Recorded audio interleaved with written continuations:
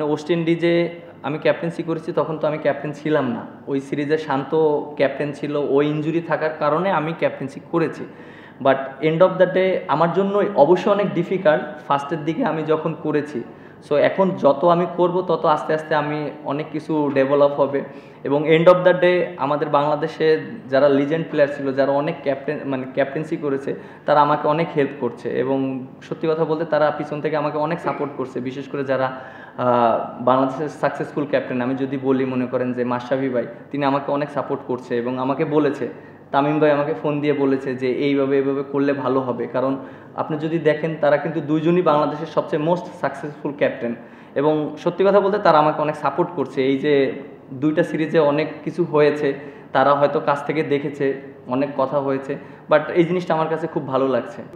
আফগানিস্তান আসলে তো আমরা 18 উইকেটে খেলবো, কারণ আমরা তো এর আগে আফগানিস্তানের সাথে খেলেছি, আমরা চিটাগংয়ে খেলেছি। দেখেন আমরা যতগুলো ওডিআই ম্যাচ খেলেছি চিটাগংয়ে খেলেছি।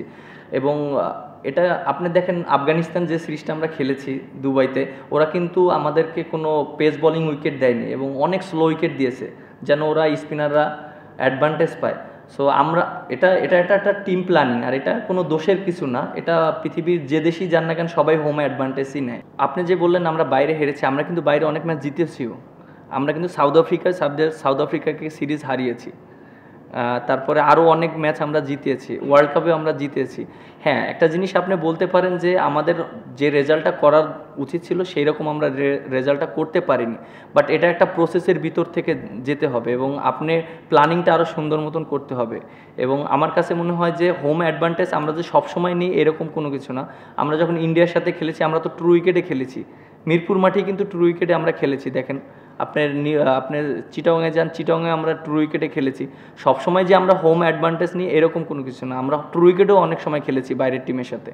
না, অবশ্যই হেড কোচ ফার্স্টে সিদ্ধান্ত নেয়, এটা সবার একটা ধারণা যে সব কিছু মনে হয় যে ক্যাপ্টেন, কোচ এবং মনে করেন যে সালাউদ্দিন স্যারের কথা যেটা এসেছে উনিই নিচ্ছে, এরকম কোনো কিছু না। আমরা যখন ডিসিশন নেই সবাই একসাথেই পরামর্শ করা হয়। ফিল সিমন্স তিনি পরামর্শ করেন, সালাউদ্দিন স্যারের সাথে কথা বলেন, আমার সাথেও কথা বলেন, এবং অনেক সময় আমরা এগ্রি করি, অনেক সময় ডিসএগ্রি করি। এবং আমি আবার একটা কথা বললাম, আবার সালাউদ্দিন স্যার একটা কথা বললো, তখন তিনি জিনিসটা শুনেন। এরকমই জিনিসটা, কারণ একটা আলোচনার মাধ্যমে কিন্তু ডিসিশন হয়। এরকম না যে আমি একা ডিসিশন নিয়েছি এইটাই হবে, এরকম কখনো কোনো কিছু না। সব কিছু একসাথেই নেওয়া হচ্ছে, সবার ডিসিশনটা একসাথেই নেওয়া হচ্ছে। আপনি দেখেন যে আপনারা হয়তো দেখছেন যে 15 জনের স্কোয়াড, আসলে বেসিকলি 15 জনের স্কোয়াড না।